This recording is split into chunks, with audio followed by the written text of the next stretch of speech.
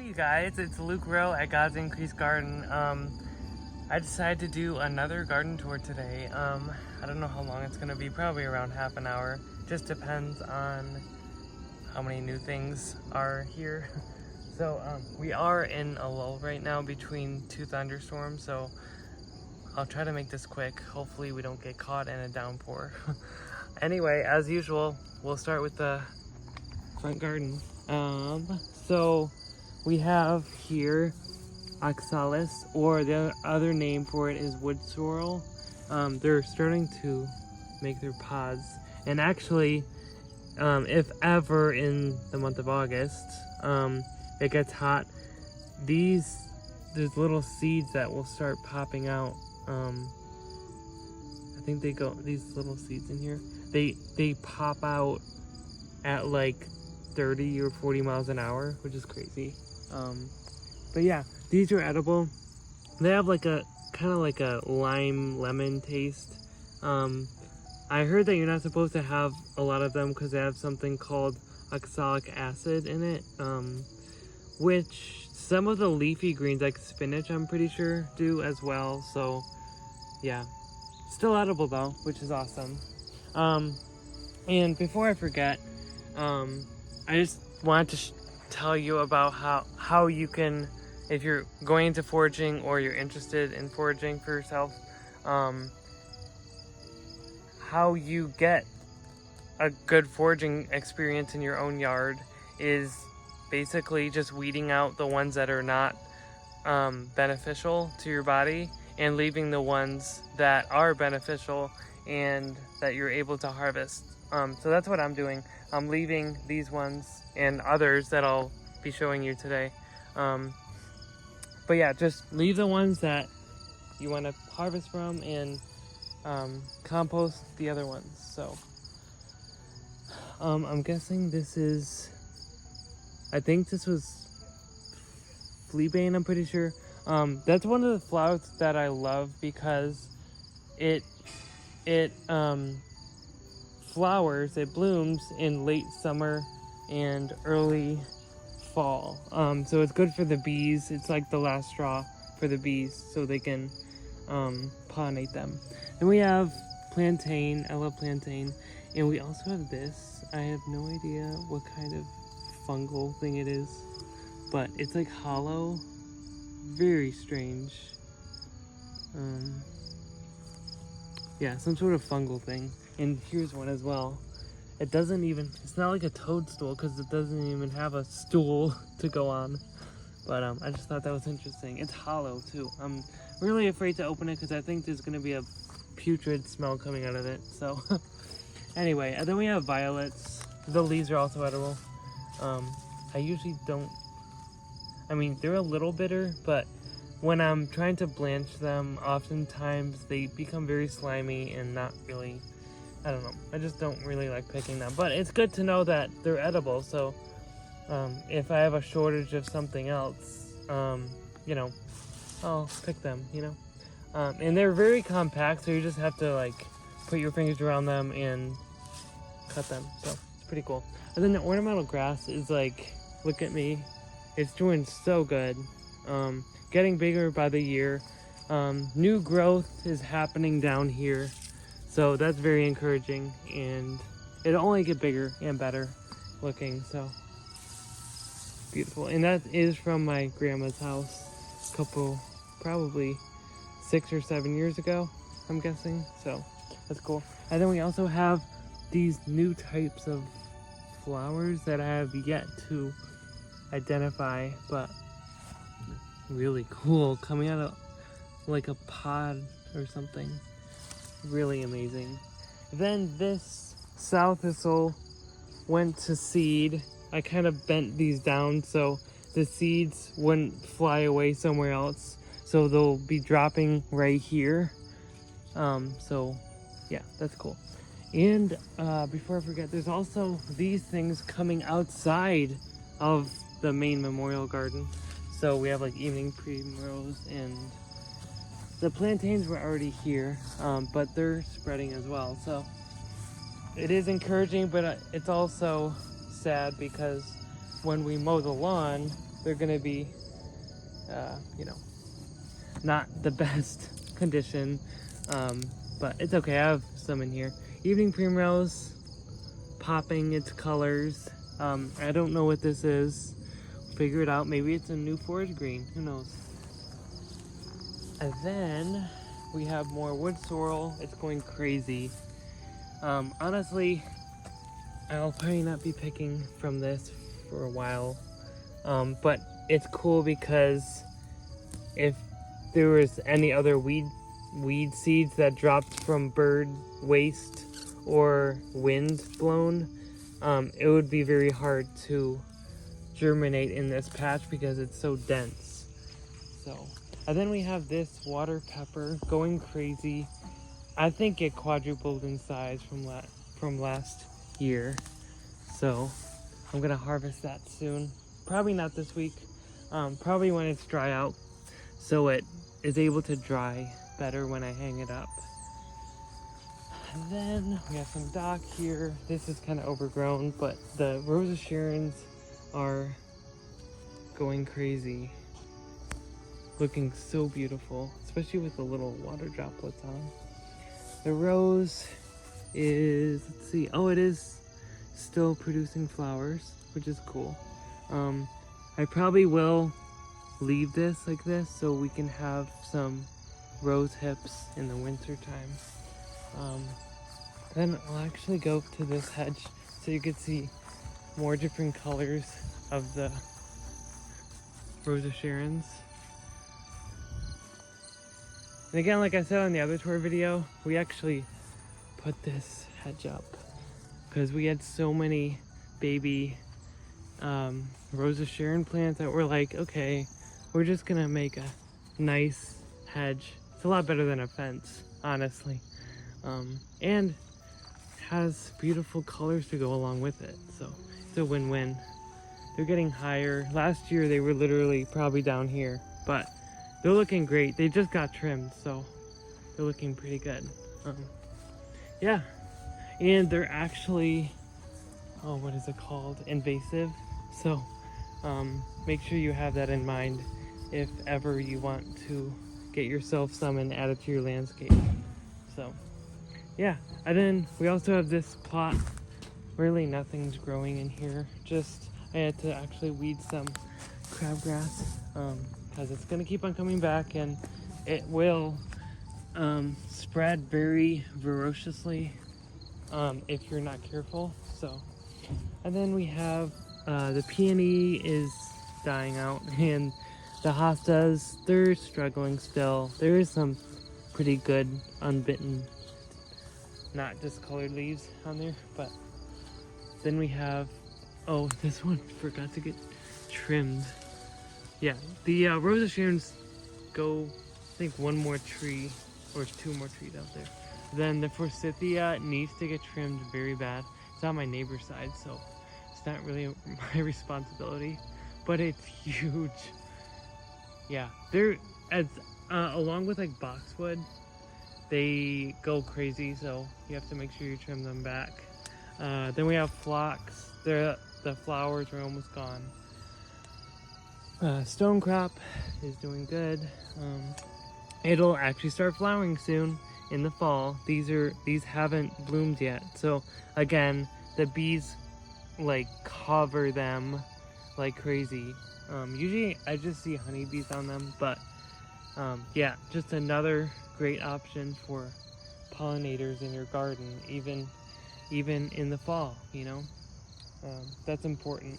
Just to have, I mean, it's not really, it's like pinkish, so it's not very colorful, but I just love hearing the hum of bees in the garden. So dandelion, I think, or no, it's probably cat's ear. I could tell by the leaves. Yeah, that's probably cat's ear.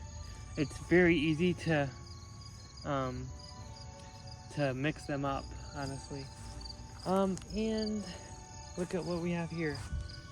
And again, I've been too busy to plant anything in my garden, so you're probably wondering like, how is this here?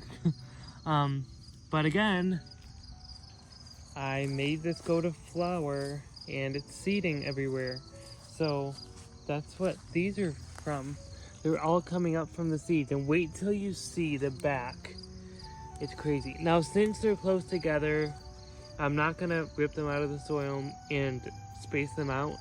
So this is gonna be more like salad green size. So probably this much. But again, I didn't sow these. They flowered by themselves, and there's actually more flowers coming. So there's gonna be even more seeds.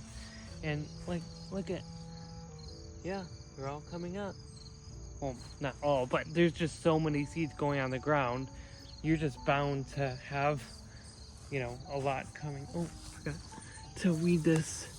That was in one of the, it just started to rain. It sprinkled when I was doing this, and then when I was weeding over there, it literally started pouring, and I ran inside, did some dishes, and now we're in a lull right now. So hopefully we don't get rained on, but even if we do, I just want you guys to see what's going on here.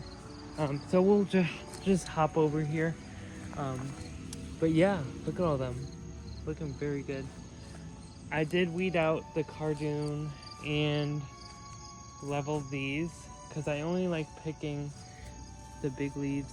So it's not a total loss because my jar is filled last I checked of mugwort. So I'm not really concerned about, I'm not wasting it because I'm pretty sure they already went to seed.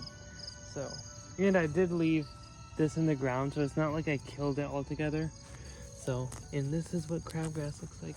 It has different names like quack grass, and other names depending on where you live. But anyway, and I do have some helpful news about the sage. It is starting to die back. I did harvest the seeds. I posted it to my Instagram account. The majority of the seeds. As you can see, I did leave some here. You can still see them in there. That's just so they can reseed themselves. But yeah, I'm just glad they're still drying in the house. So, but yeah, there's gonna be a lot more coming up. So the news was early on in my gardening experiences and endeavors, I did plant these. So I thought, I mean, since they're doing so good, I'm like, wow, this is awesome. But I thought that my mom or I bought them, but no, we started these from seeds. So invest in good organic heirloom seeds if you can, and especially even if they're not heirloom or whatever, plant some perennials. That's why I like Cal, lasts for 2 years, but these have been here for at least 10 years, and I've been picking them ever since. So yeah, invest in the herbs that are able to just thrive in your climate, you know, because these are doing great, and nothing beats fresh herbs in a meal. You know, they just enhance the flavor of whatever you're doing, you know. So, and there are some dark dead pieces of wood in here that I have to trim off, but right now we're doing a tour, so I can't really do that.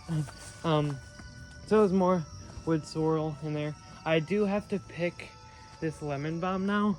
It already flowered, so like I said on, I don't know when it was, a couple tours ago, it might have been in fall of last year or something, but I said that you make sure it flowers so the pollinators are able to just hover over it and enjoy the nectar from it.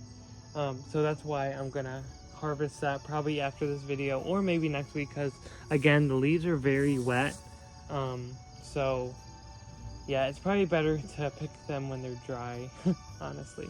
But I did hear, I forget what the source was, but I heard that it's actually better to harvest in the morning, because I think it is cooler out and the plant will have less stress than if you picked it in the hot afternoon when the sun is on it. So and then the lilac is doing great.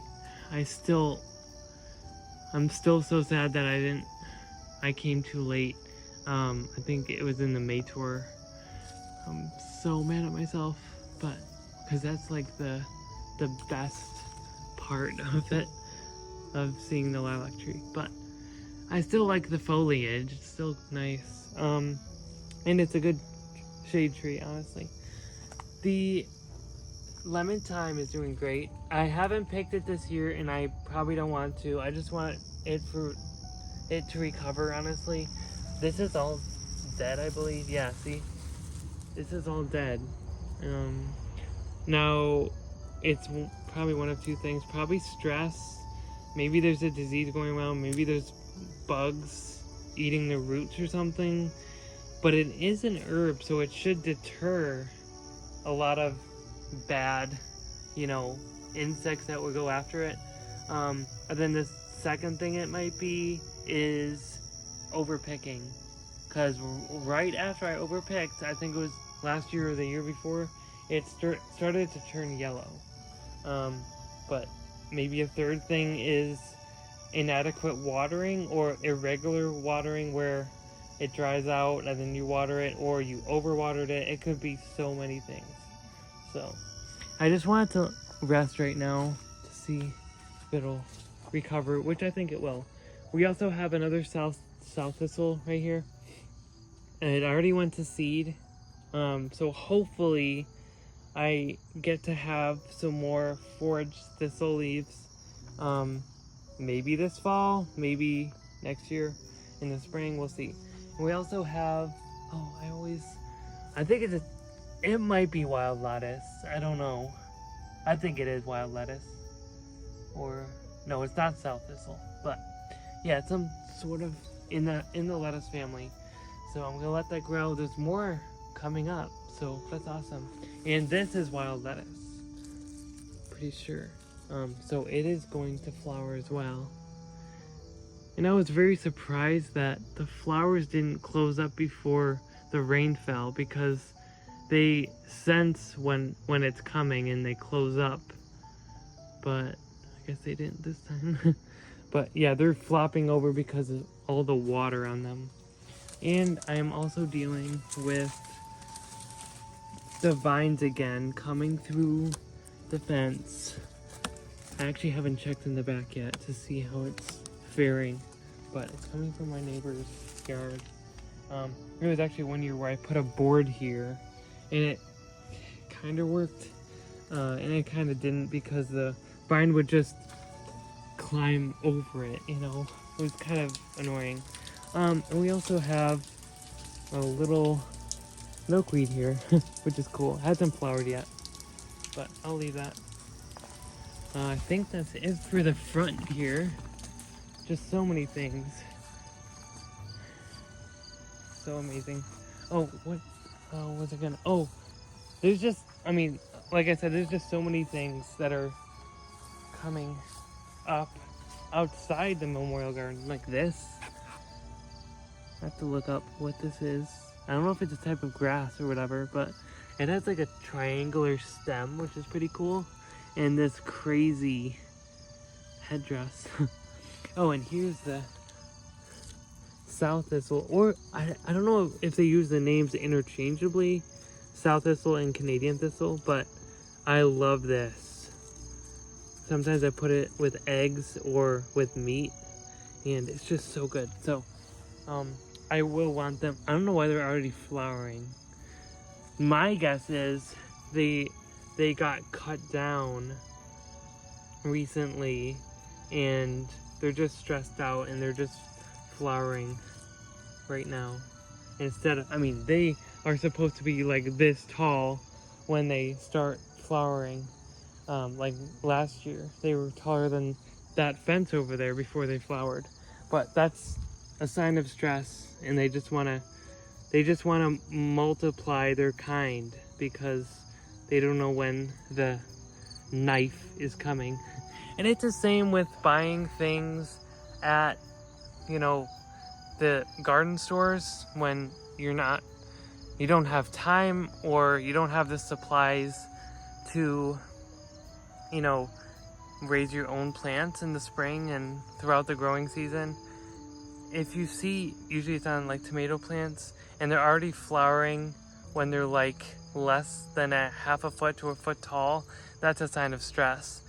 You could still buy the plant. I'm not telling you not to buy that plant, but what I'm telling you is it's a sign of stress. So make sure that you pinch off those flowers so all the energy goes into the growth, because that little spindly plant that you're buying is not going to be able to support all the weight of the tomato or pepper, whatever it is. So yeah, just let all the energy go into the growth, and then it will put out flowers when it's ready, when it's mature, when the stress has like ceased, and it's in its environment wherever you put it. So yeah, that's a tip. I always tell people that. Anyway, here's the other part that I had last year growing, trellising tomatoes up a string. It's not, I mean, I'll probably weed in here still. Tiger lilies have done their thing. I don't know if I did that on the other. I think they were just starting to, you know, go like this with the petals and they were about to open, but yeah, kind of lost. I don't know if I showed them in the last tour, but anyway, this will probably become another foraging place for me, because we already have, you know, dandelion and all that stuff, and cardoon and all that. So, or burdock. Burdock is the thing. Cardoon is actually something else, but it looks kind of similar. Yeah, we'll go over here. Yeah, it just rained out, so all the water droplets are going everywhere. Okay. Yeah, this is crazy in here. Let me see what I should start with. I guess we can start with the flower garden here, this little one. I still have to weed in here. It is kind of challenging because you don't want to step on, you know, the flowers down here, that Sweet William. So yeah, it is kind of challenging. But maybe in the fall, when most of this dies back, maybe I could start doing that. What is this? Oh, I thought it was a caterpillar. Anyway, there's echinacea here. I probably should deadhead it so more flowers can get some energy, but there's actually other colors that I've never seen before, like white and, you know, pale blue down there. That's pretty cool. But again, there's a bunch of evening primrose, like as usual. I love them because they're few and far between flowers that open in the evening. It's very rare. So I don't know how big the window is of the growing season, but anyway, it is kind of cool. And then I have no idea why this grapevine is here, but that's kind of strange, out of nowhere. The grapevine is over here, so I don't know how something rooted over here. It's kind of strange. Then there's also rose sharons in there that I have to weed out. And look at what we have here. Can anyone guess? It is gladiolus, and it does live up to its name. It does make me glad. This one's like orangey pink-ish. Here's one. Let me see if this others. Oh, this one broke. This is white. Oh, you can see the last one. That one broke. But I don't know if these are the ones where you're supposed to store it in the basement, so the crowns survive. But these have been left in here since last year, and they've survived probably because the wood chips helps them to not rot. So that's awesome. And then we have the peach tree. Very sad news. There was a little fruit on it, but they all fell off, and it's like leaf. I don't see any more leaf curl, but all the fruit fell off, and this year I'm not getting any peaches from it, so it's really sad. It always recovers, which it has, but I don't know. It's dealing with another disease now, and it makes me really mad. But honestly, there's other things that are doing well that weren't doing well last year, so they're kind of counteracting each other, so it's okay. One loss is another joy, you know, so it's okay. So we have a huge dandelion here, dandelion plant. Then we have hostas doing good. I haven't harvested from them, probably won't, because I just have so much produce elsewhere, so we'll just give them a rest this year. These always do the best, probably because they're thicker and less attractive, I guess, but yeah. Not many grow these for flowers, but that's just another cherry on the cake, right? We have more lemon balm. It actually is traveling from here. That's where it originated, in this little plot here, and it went over and waterfalled into this little path here. Then, oh, and it also came from over here as well, in this little corner here. And I don't know if it spread from seed or rhizomes, but in any case, it went in here onto this bed. So yeah. And then we also have a few of these carrots that I sowed.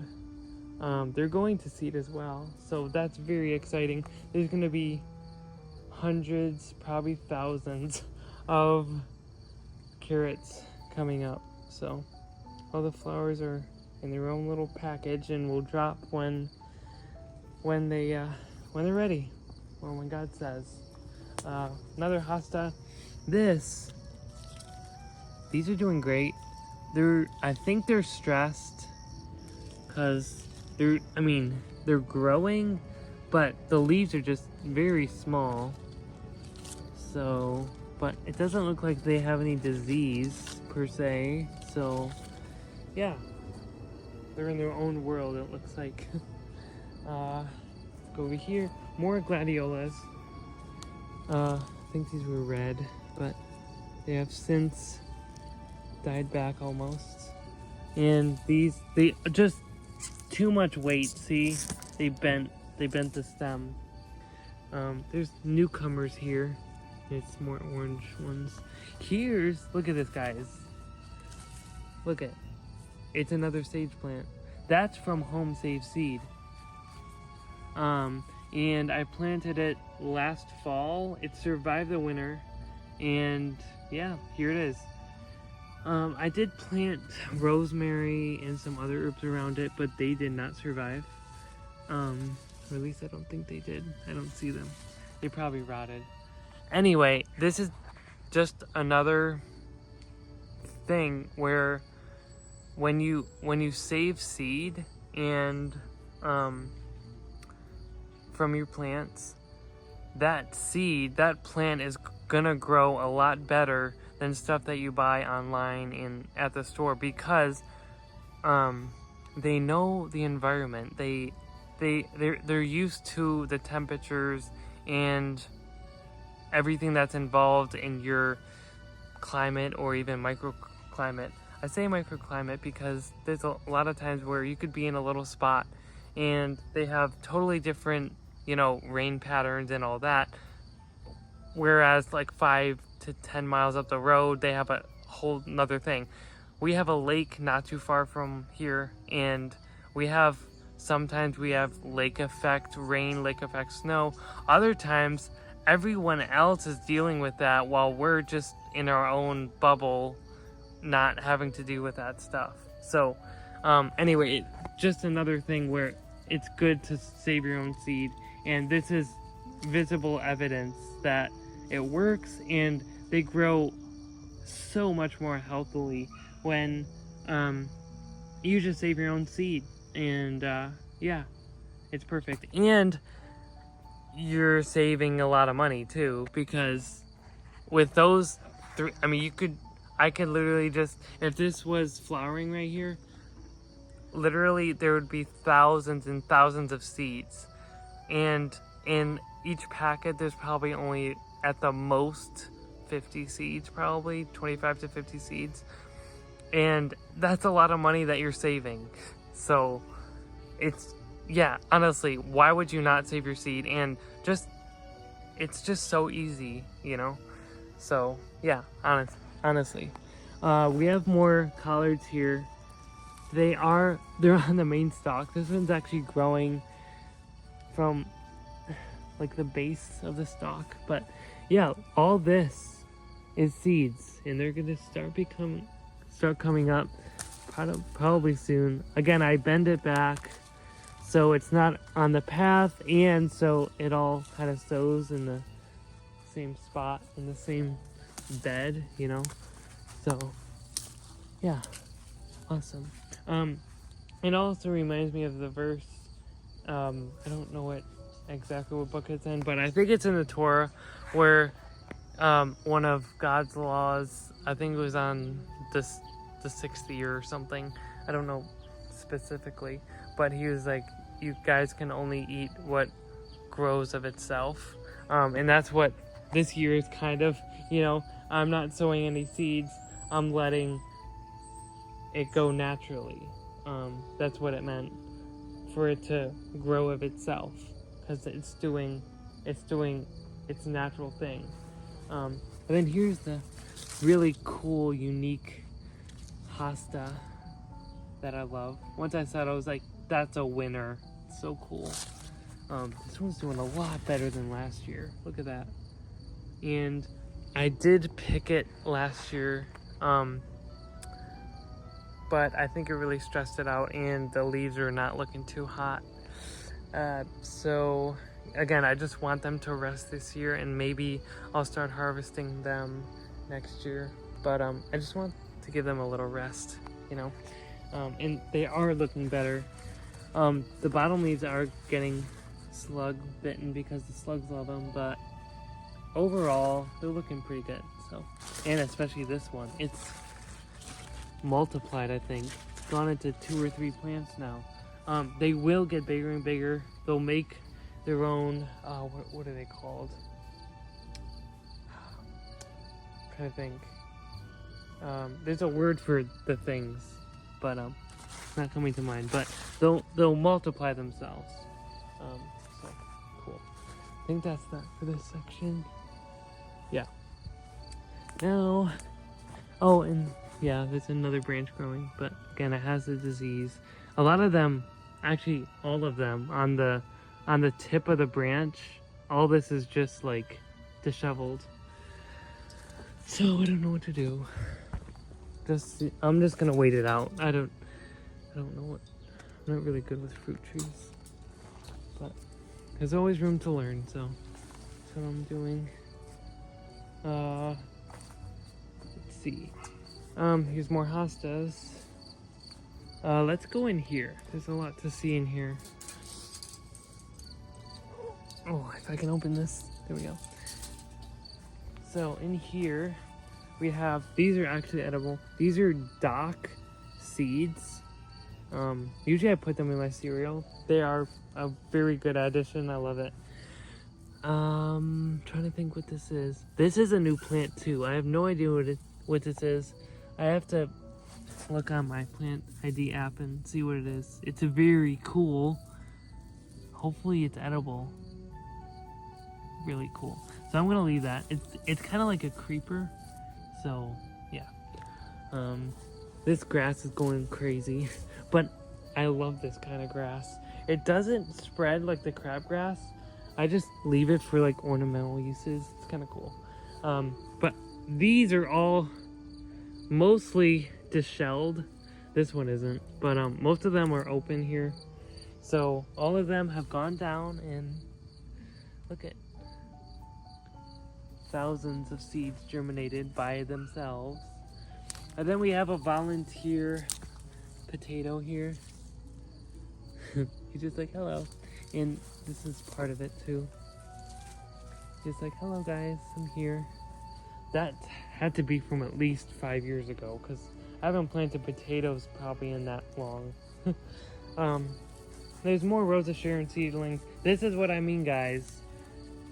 It's like, these are all, I mean, they're beautiful, but if you're not careful, they'll spread far and wide. And literally I count them as weeds because they're just crazy, going everywhere. Here's the grapevine. Look at, we have some grapes. I'm trying to see if they're coloring yet. I don't think they are. Well, this one is kind of. See that little dark spot? But yeah, I'm trying to keep them pruned back. So yeah, they're looking pretty good. That's awesome. My dad loves them. We have more burdock, rhubarb here. Here's that. I don't know what it is now. I think it's like a fruit tree. Can't tell, because usually fruit trees have this little dots on the bark. Now I'm even wondering what it is. I think it's a peach. I can't tell. Transplanted it last year because it was growing near the fig tree, and I'm like, that looks like a fruit tree, but now I can't tell what it is.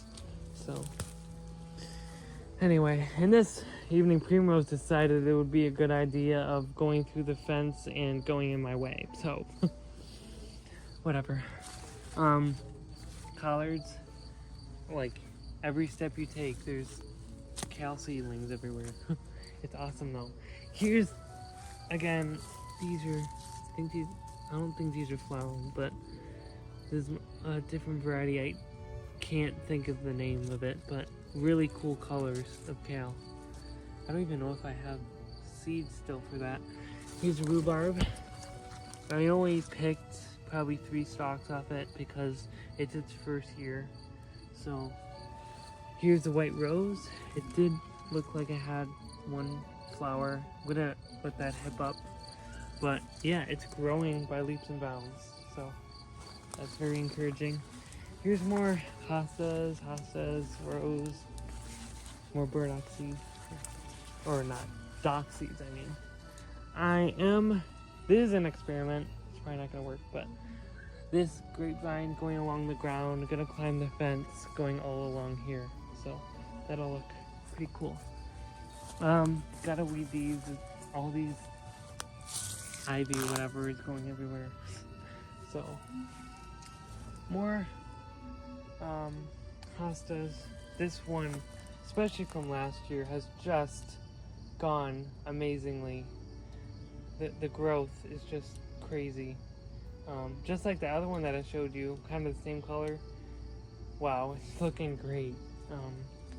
This one is supposed to be big, but again, see all those vines? Gotta weed those out. It seems like every week I have to come out here and just tear them out of there. But just annoying.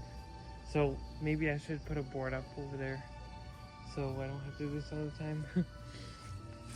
I'm saving the best for last, which is the fig tree, so I'll just do these for now.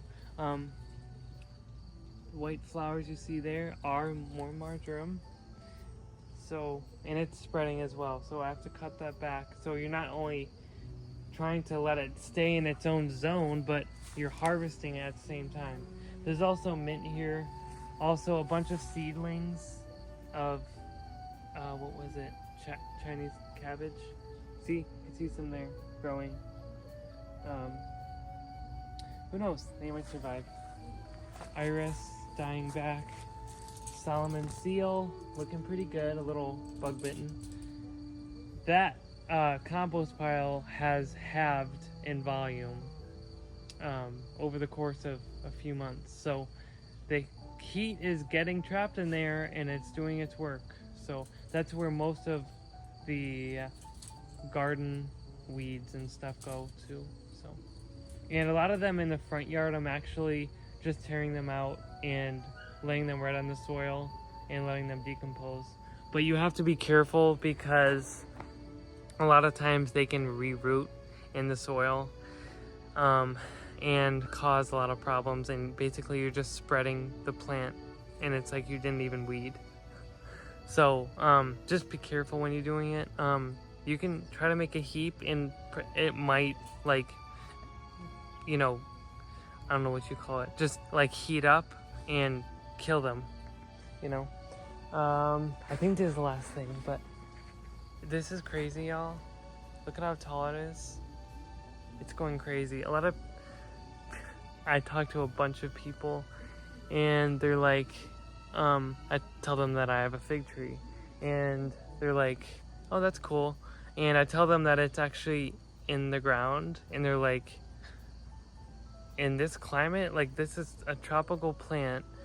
How is it surviving in the ground over winter? And honestly, I have no idea. We got this plant, I don't even know, probably like at least 10 years ago, probably add a few more years on there. And that's when we got it, as a little plant, probably half a foot tall, from Lowe's of all places at the garden center.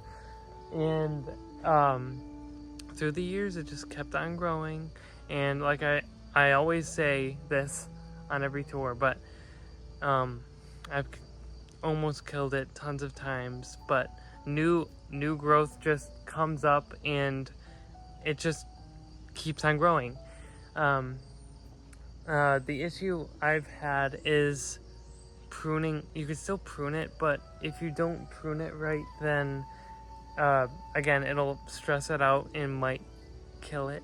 So, new growth only goes from last year on the same wood. So you really got to know what you're doing. But anyway, as you can see behind me, they're doing pretty good. It's doing great. And like I said, microclimate, that's probably why if I did it even 10 or 20 miles from here, then it would probably die. But because the lake is so close, it's holding in that warmth, even in the fall sometimes. So that's why I believe that it's still surviving. And another thing is just making sure that the ground around it is also filled with organic matter and compost, because all those roots are going into that and they need food, especially in this environment. So this spring, me and my dad, we got a bunch of wood chips, and as you could see, they're breaking down pretty good. There's different size pieces, which is very good. Yeah, so it's basically, I'm making like forest soil in my own garden. So it's amazing. And I got it for free, but you gotta be careful your sources, because yes, it might be for free, but there might be pieces of plastic, pieces of gravel, pieces of glass I've found before. So you just got to be careful. You're getting it for free, but just try to look through. You don't have to look through every single piece, but if you see something, put it in your pocket. You don't want your garden to become a trash heap or even a hazard. If you're letting people help you in your garden, you don't want to be stepping on glass or anything else. So anyway, I also put down in the fall. Actually, wait, was it in the fall? No, it had to be in the spring because I did the wood chips in the spring. But I gathered a bunch of people's fall leaves in bags. It's like they bagged it for me. Great, thank you. And then I stacked them up against this fence. It was literally past the fence height. I didn't count all the bags that I had, probably around 15 to 20. But I just spread it on my whole garden, even in the front, and just making it like a really kind of a foresty environment. Just copycatting what God does every year. And I think it's helping. And it's giving nutrients to the soil, especially for this fig tree. The roots, I've seen them, they go out pretty far, and giving that boost of nutrition that it needs. So last week, I was wondering, well, first of all, I was wondering, so because for the past few years, actually like 2 or 3 years ago, my issue was I wasn't getting a lot of fruit production, no figs, or very few, and a lot of leaf production. So I was like, what's going on? Again, it might have been because I was not pruning it right. Then last year, I had a bunch of, not this many, but I did have quite a few figs on there.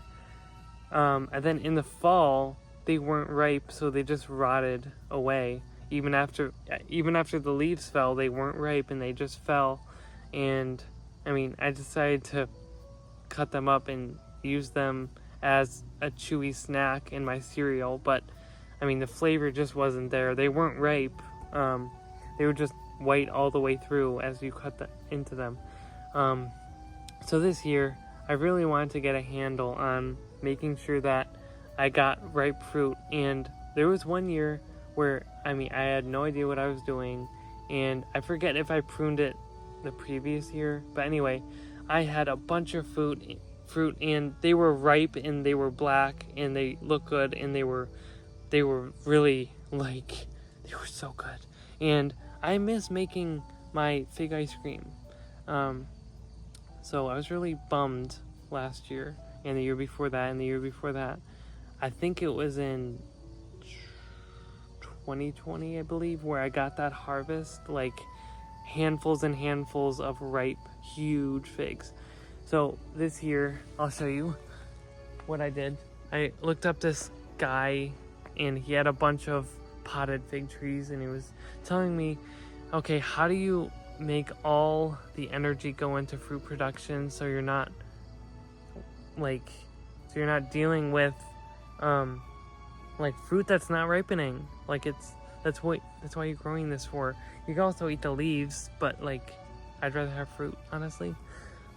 So what he said was, there was 3 things. I'll go from the lesser to the greater. Basically just weeding around it, because even though the weeds may seem insignificant, they're still getting some nutrients that you want to belong to the fig tree. So that was one of them. The second one was, if you see any suckers, I didn't see any, honestly. Oh, this might, yeah, I don't see any. So it's kind of just like a tomato plant. So suckers will come kind of where the fruit is growing, but in the elbow right here, it'll start growing. So he told to take those out, because that's unneeded energy, and they're just producing leaves. And then the other thing that I really wanted to do was cutting all the growing tips right above the fruit. So all the energy now will go into fruit production, and the tree doesn't have to worry about making more leaves. So honestly, I could tell that these figs will mature. I hope, pray to God that it will. But all the energy now is going into the figs. So look at all these figs, the most I've ever had, ever. There's actually some branches that are just leaves, like this one, that I probably should take off, like this. See, this one, just leaves. I'm not growing them for that, so.